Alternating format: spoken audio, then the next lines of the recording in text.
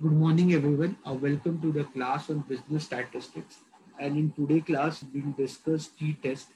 So we have done so far z-test. In the z-test, we did one mean problem, we did one proportion problem. In today's class, we'll focus on t-test. So t-test, when do we use t-test?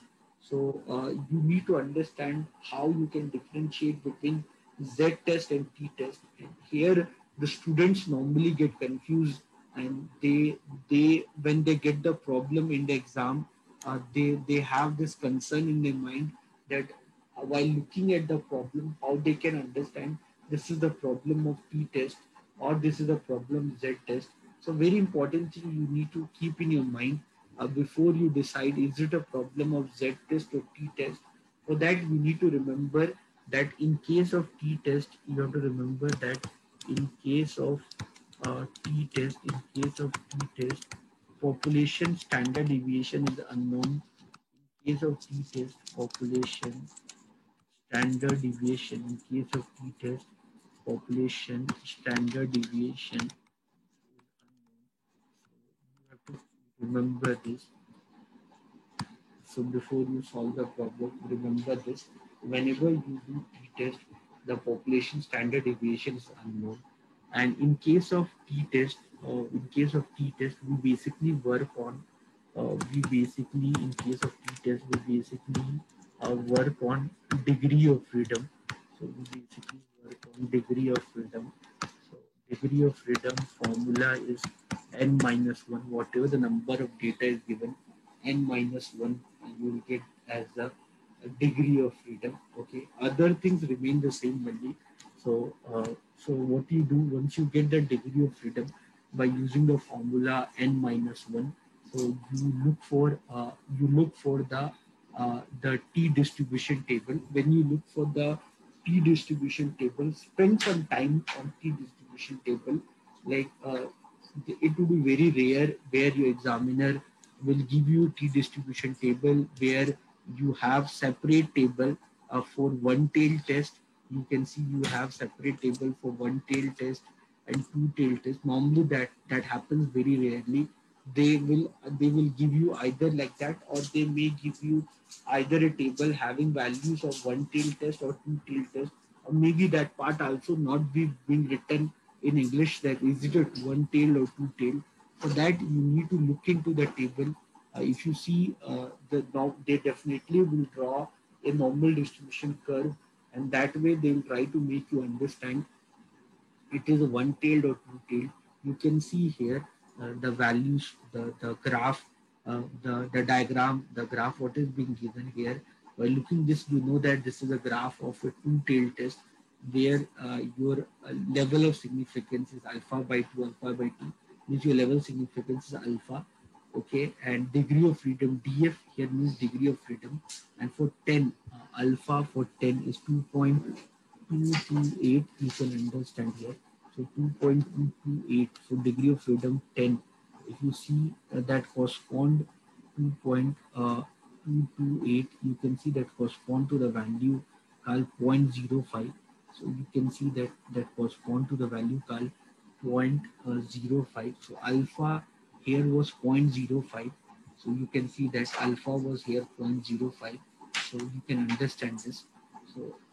So this alpha, what was zero point zero 0.05, that was basically the alpha of two-tail test. Imagine you are doing the problem, you need to be very clear with the alpha part. So if you see this problem, so this is the problem of t-test. You can see here, first thing you need to understand is a one-tailed or two-tailed. So given a sample, there's the hypervalue is against the alternative, so more than 70. So sample mean is this much. So the population mean, your population mean is 70. Okay, and your alternative hypothesis, if you see here alternative hypothesis, you have to prove that is it more than 70. The sample mean is 83. So is 83 is 83 more than 70, and your n is 22, and the sample standard deviation is given to you is 12.5. So by looking at this, you know that this is one tail test. and your alpha is 2.5. So if so alpha is 2.5 here for one tail test, you can understand alpha is 2.5 here. Your alpha is 2.5, and you're doing one tail test, and you're doing one tail test. Now the graph, the table, if you see this table is basically the table of two tail test. Okay, this table is not a one tail test. This is a table of two tail test. But the test what I'm doing here, the test what I'm doing here, it is a one tail test. You can understand very easily by looking at this. By looking at this, you know that it is a one tail test where your alpha is 2.5. But the table what is given you, this is a table of two tail test. So what you need to do, you need to convert your alpha of one tail test into the alpha of two tail test. How much, how will you convert this? Very simple. So your alpha of your two tail test will be what? 5%. So one tail test, if it's 2.5%, so for two tail test, that would be 5%. Your n was equal to 22. N in the problem is given to 22. So your degree of freedom will be 21. So what is your theoretical t value?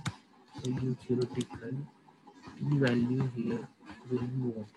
So a degree of freedom 21. See the alpha value 5%.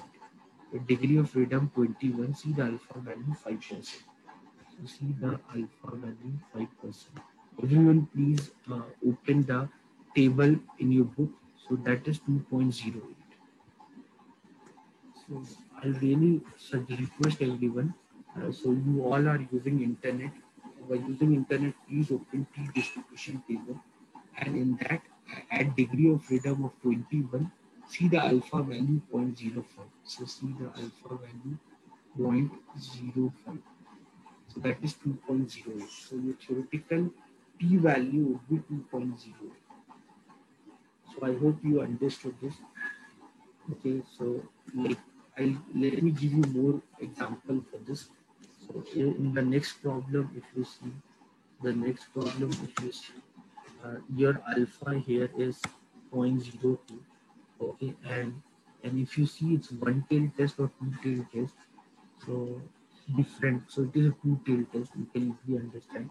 This is two tail test. Okay, basically a two tail test. So where your alpha is 0.02. So here you don't have to change the alpha because the table is of two tail test table, and the alpha is also of two tail test. So you don't have to do anything. You simply have to find degree of freedom. Degree of freedom, for that you need n. So n is 7 here. So if you see n is 7, so your degree of freedom will be 6. So find the, you can find the theoretical t value.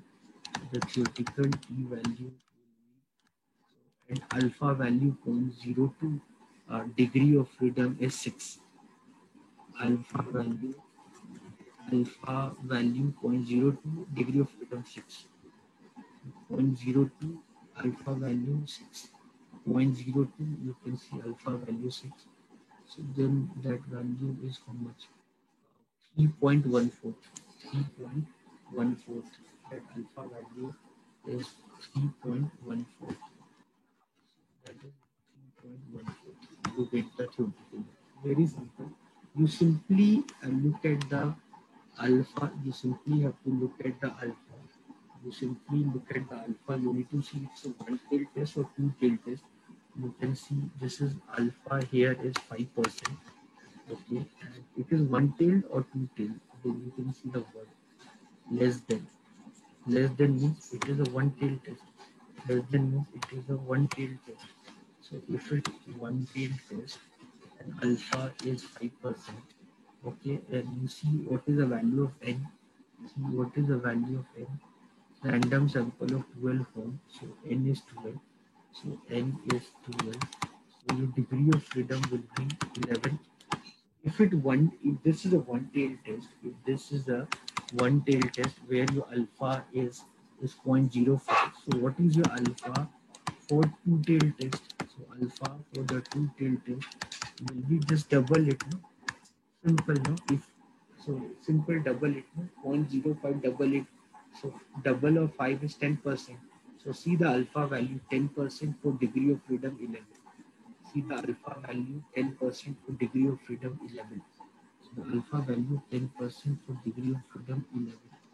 So alpha value 10% 1.796.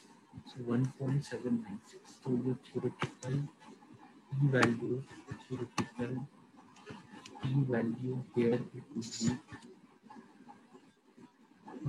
10%, 1.796, 1.796. That would be 1.796. So I hope you understanding. You just need to look into the alpha. This is alpha is 1% and validity that claim. So here degree of freedom would be 17 and alpha is 1% and sample standard deviation. Is any reason to doubt the validity? Means it's a two-tailed test. So if this is a two-tailed test, so if it two-tailed test, if it two-tailed test, it is a two-tailed test.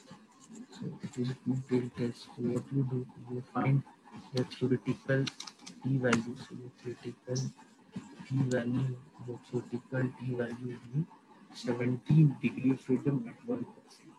17 degree of freedom for 1%. 17 degree of freedom for 1%.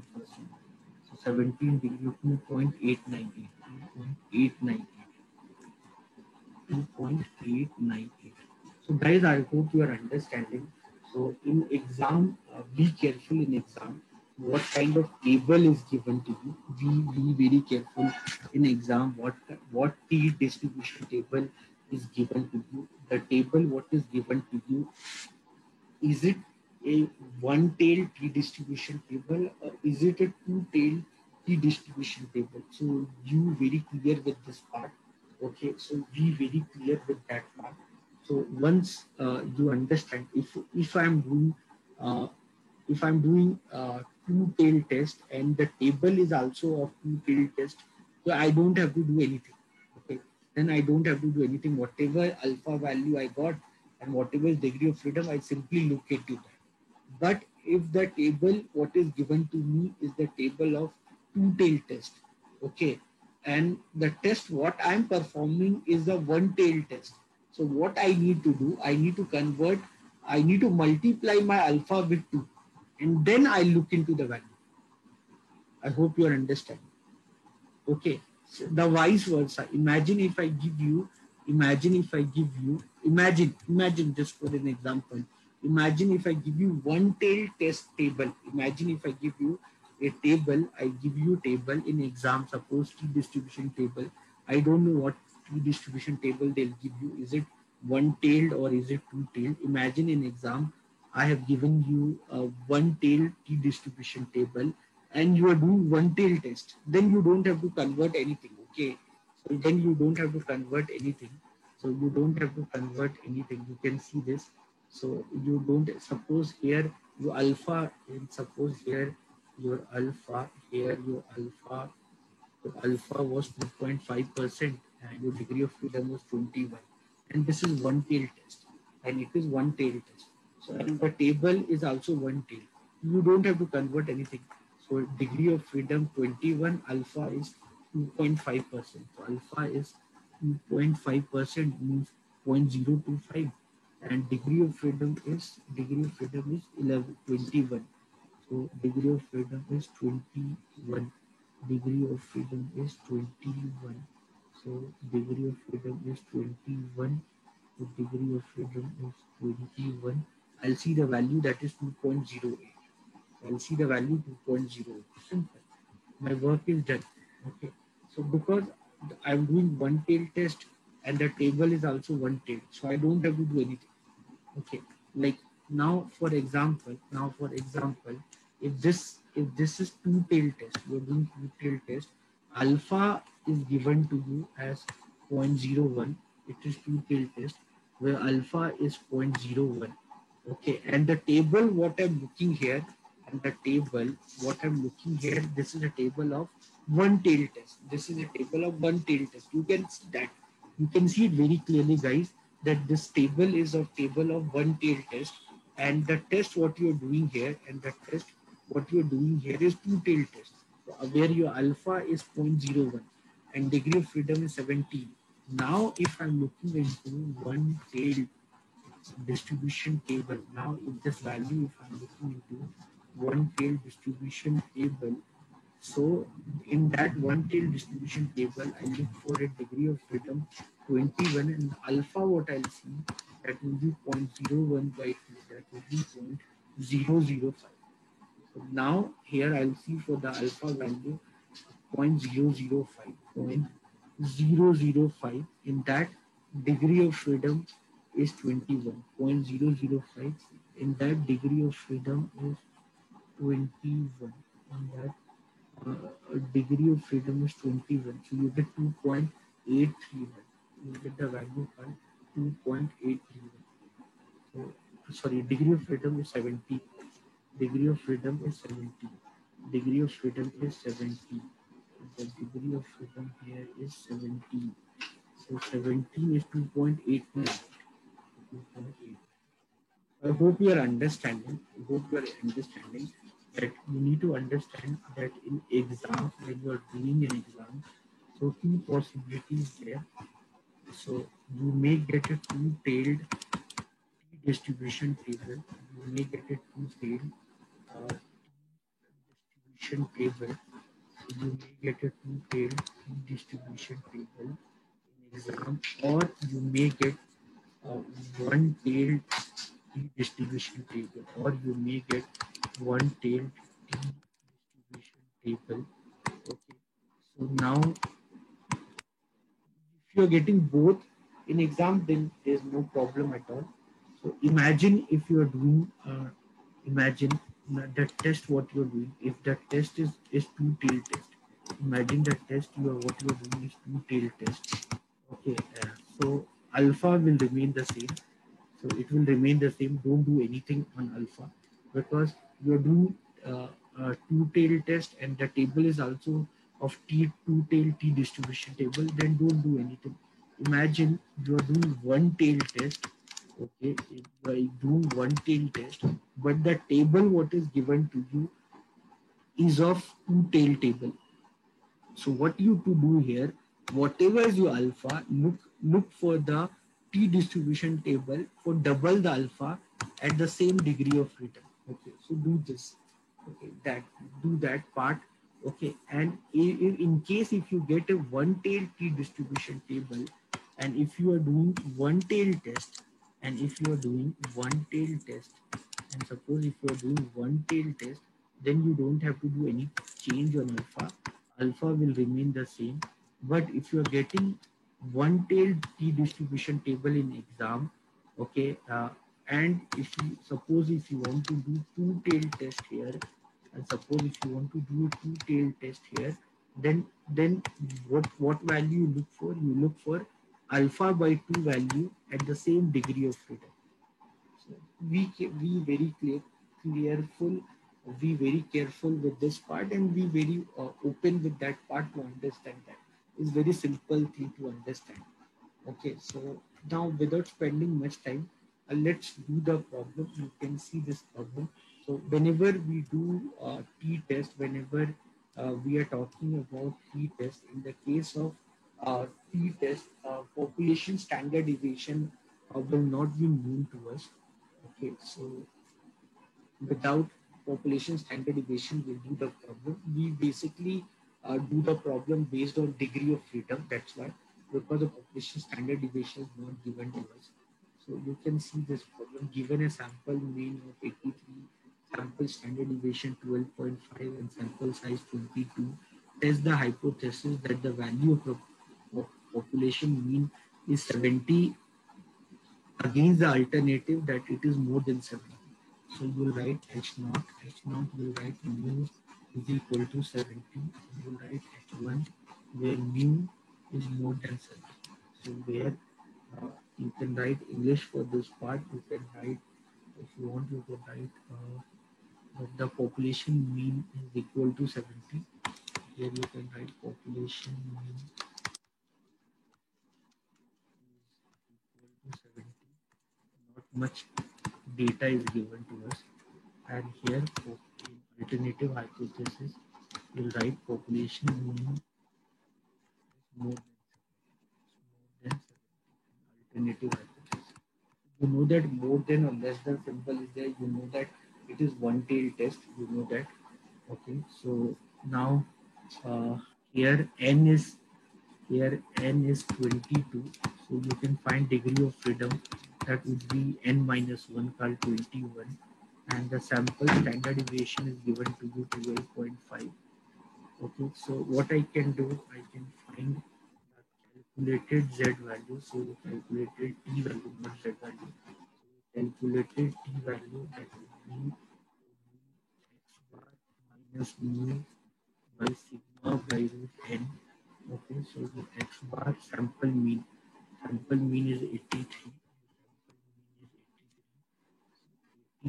minus 17 divided by sigma. Sigma is 12.5 divided by root n. N here is n is 22. So n is 22 root of 22. So we get 13 by 12.5 into root 20. You can solve this.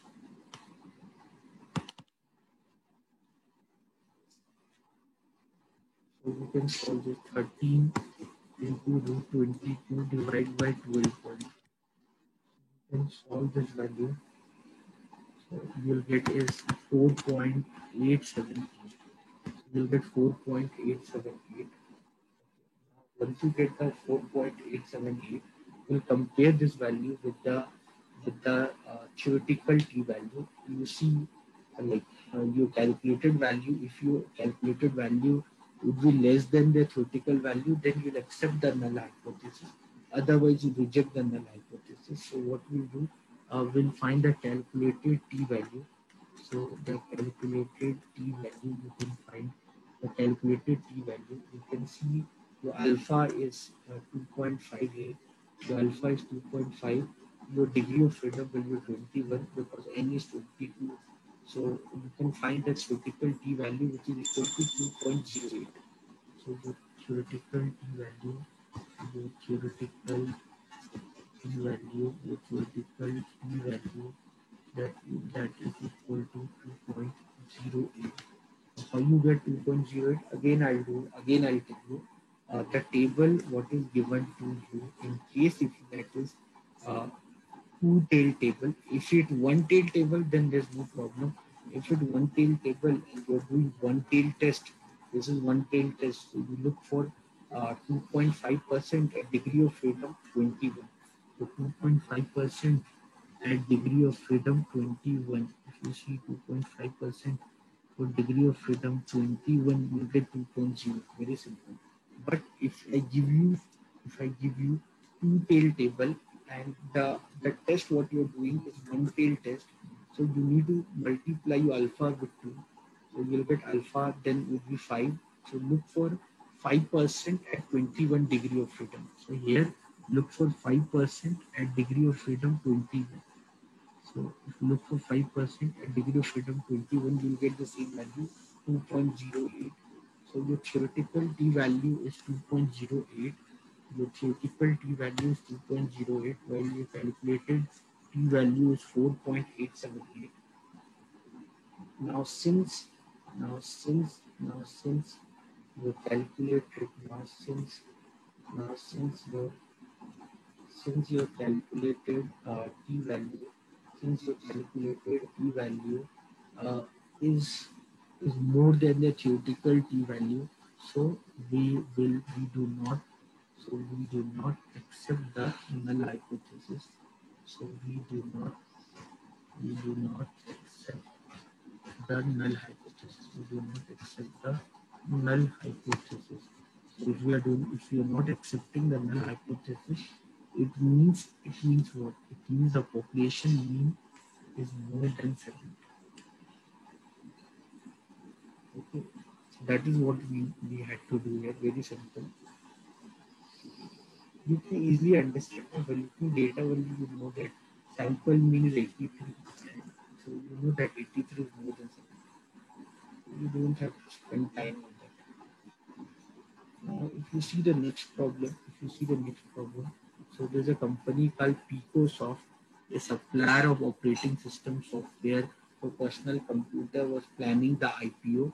What do you mean by IPO? IPO stands for initial public offering. So whenever any private company is looking to raise money through equity, and if you dilute its ownership to the public, and thereby if that private company become a public company by diluting their ownership to the public, so automatically that form of equity issue through equity uh, is called as uh, public issue. And first time whenever the company raise money from public in the form of equity, then that form of raising money is called as IPO, initial public offering. So once the IPO of the company is done, the company have to list themselves from the stock exchange, and then the trading of the stock happens. So this is PicoSoft. There's a company called PicoSoft. That company is planning to do the IPO of a stock in order to raise sufficient working capital for themselves to finance the development of radically new seventh generation integrated system. So the company want to work on R&D, or they need to come up with new product in the market. For that they need fund.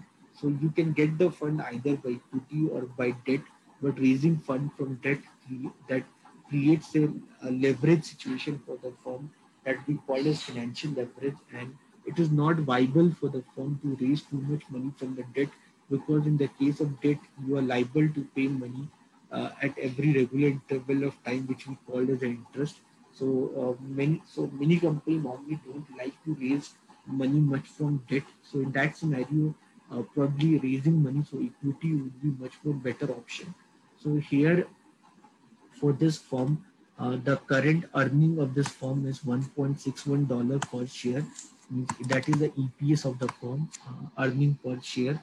The PicoSoft and his underwriter were contemplating an offering price of $21. This company, the current EPS of the company is $1.61 per share, and the company is planning that in the IPO they'll put a price of $21 per share, which is actually 13 times it EPS. Okay, you can see that if you multiply 1.61 with 13, you will get 21. So 1.61 if you multiply with 13, so 1.61 if you multiply with 13, so you can see that. So coming around 20.93, or approximately you can say 21.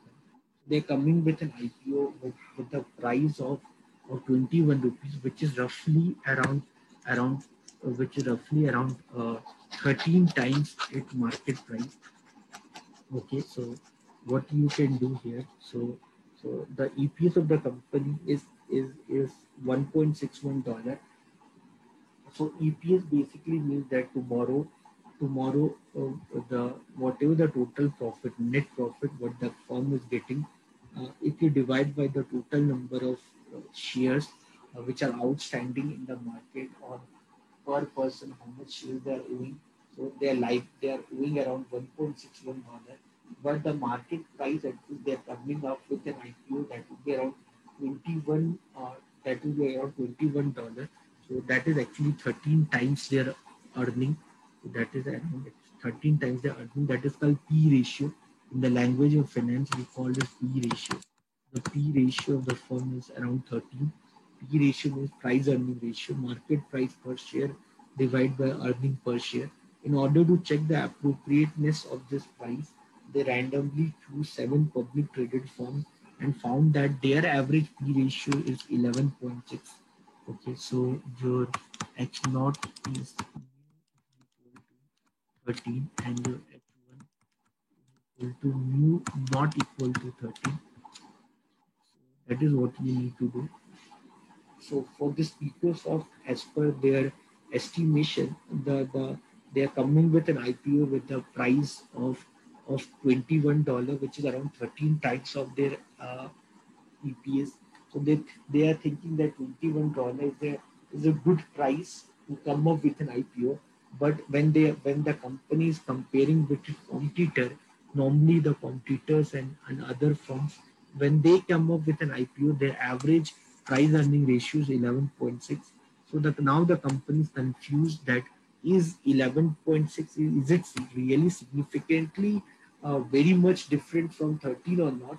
So they're confused because imagine if 11.6, if that value is significantly different from 13, then maybe the investor can feel that this particular IPO is overpriced or overvalued, and they may not be very interested to invest in this particular IPO. So now that's why the company is concerned, or they're worried that is this value, this $21, is this too much overpriced?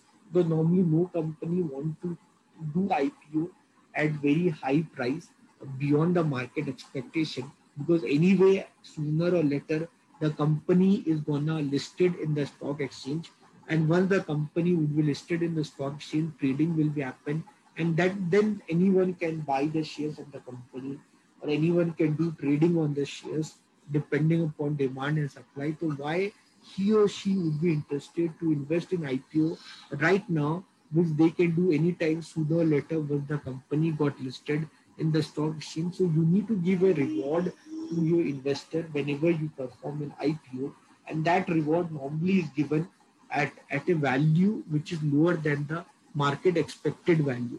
So the normally the price band, normally in IPO we do book building method, where we normally don't disclose the price at which we are coming with an IPO.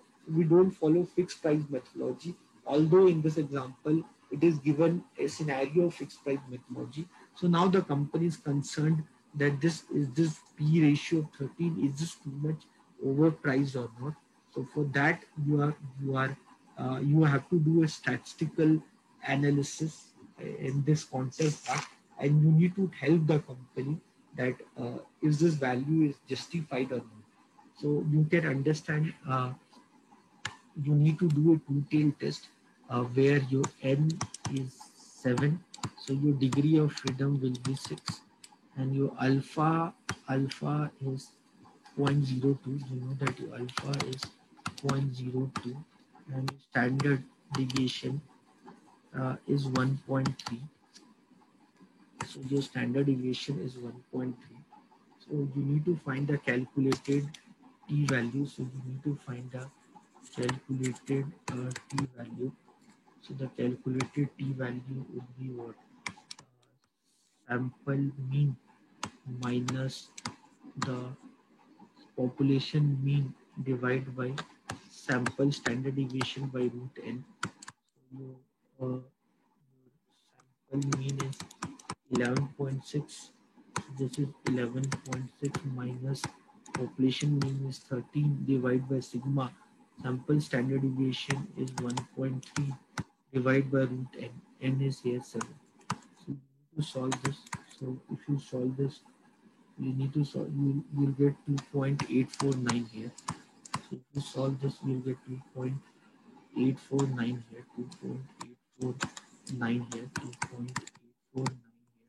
So this value you need to compare with the theoretical t value.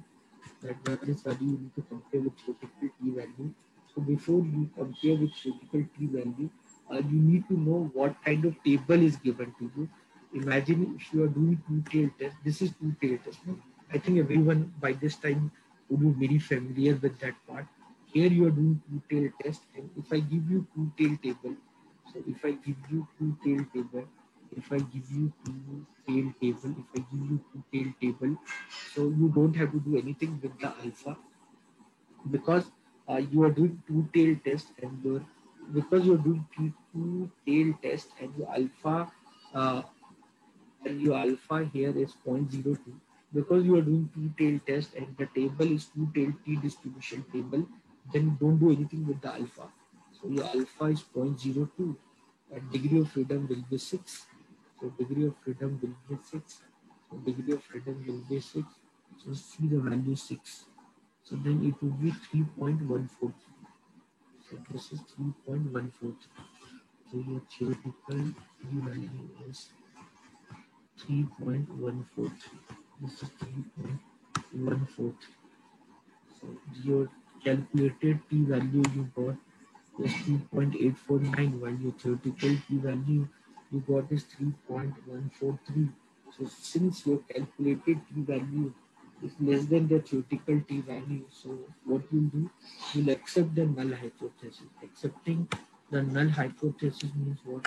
Accepting the null hypothesis means that the that the picos of the stock of picos of the average p ratio of the picos of uh, is not significantly different from 13.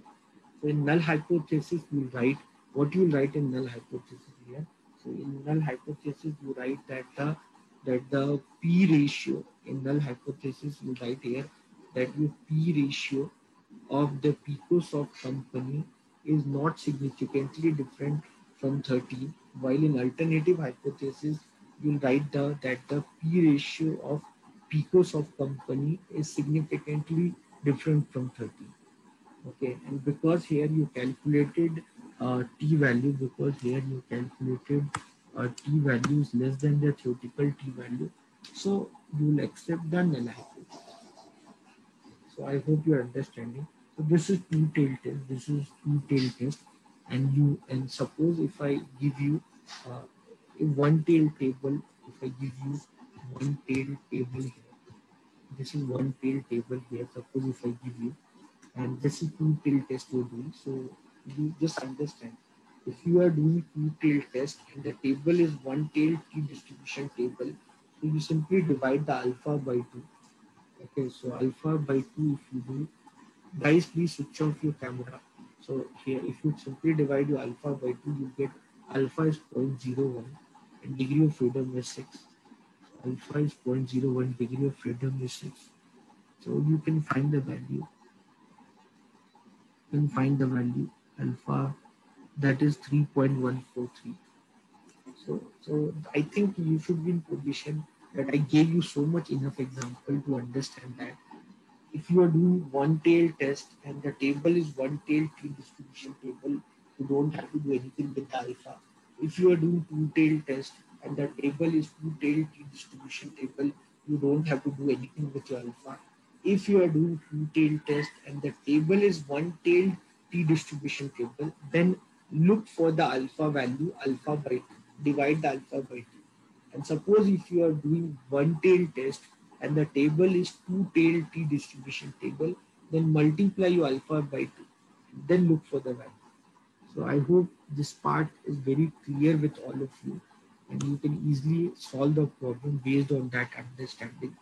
So I give you enough examples, enough logic, and you can, I think now at this moment, you should be in position that you can easily do the problem. So anyone, any doubt, any question? Anyone, any question? So here if you do, so what is your X bar? X bar is, this is your average, this is your standard deviation $49. Test the hypothesis, mean the against the alternative that it is less than 85,000. So use 1%, use 5% level of significance.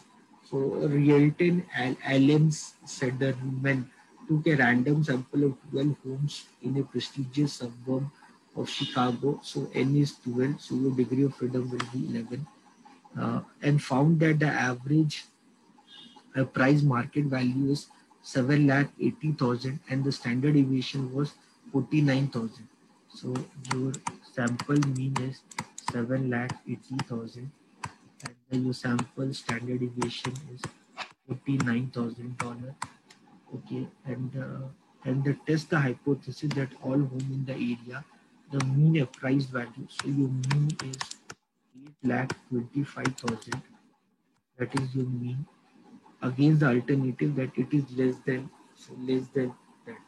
So very simple. So this what you will do here. What you will do here, you can see that you do here one tail test. You can see here. So you do one tail test. So mu x naught you write mu is equal to 8,25,000 dollars. And alternative hypothesis you write mu is less than, the mu is less than 8,25,000 dollars. Okay, so where your n is 12, degree of freedom will be 11. you know that this is one tail test. You know that this is one tail test. If this is one tail test, your alpha is given to you for one tail test. Your alpha is 0.05 and your degree of freedom is 11.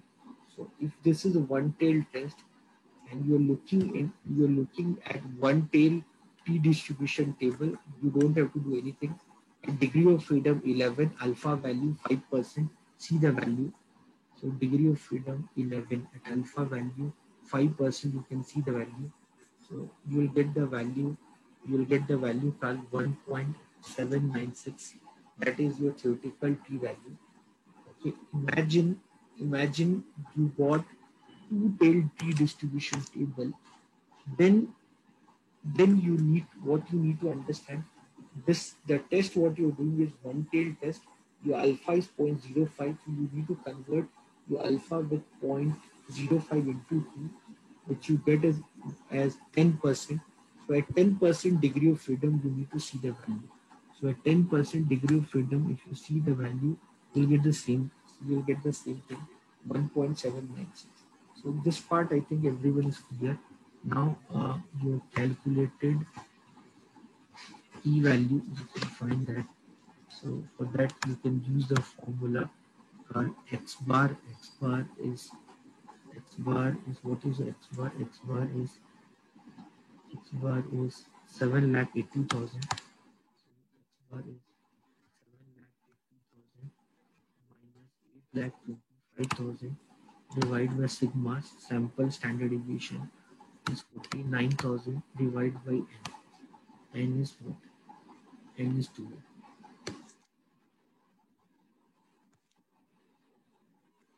N is 12.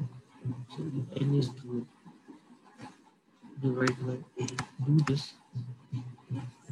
this calculation. With this you get the calculated t value. What is the value you get? Compare this value with 1.796. So if you calculated t value, if you get more than the theoretical t value, then you'll reject the null hypothesis value, calculated t value. If it less than the theoretical t value, then you'll accept the null hypothesis. Simple. Anyone, any doubt?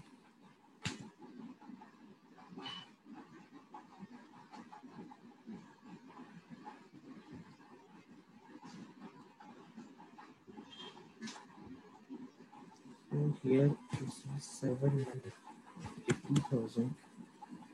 7,80,000 minus 8,25,000. So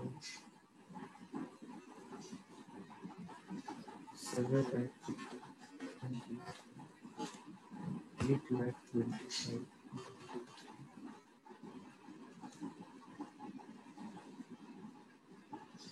Now we can find the difference. And then divide 49,000 divided by the square root of 12.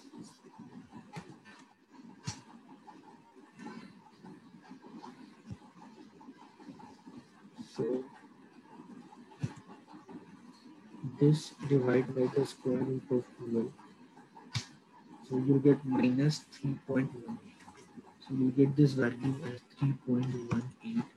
And here you can see your calculated t value is more than their theoretical t value. And because you calculated t value, you're getting more than the theoretical t value. It means what? It means that we'll reject the null hypothesis.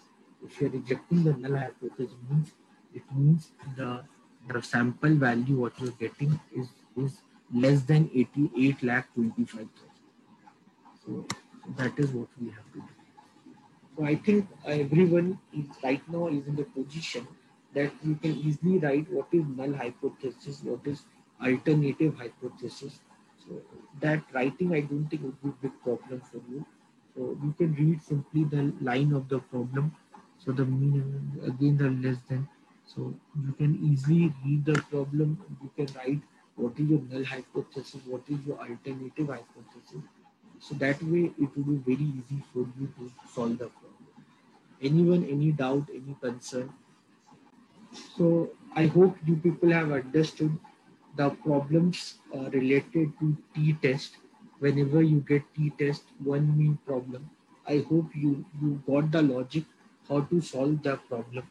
So with that intention, I like to wind up the class. Thank you everyone. See you all in next class.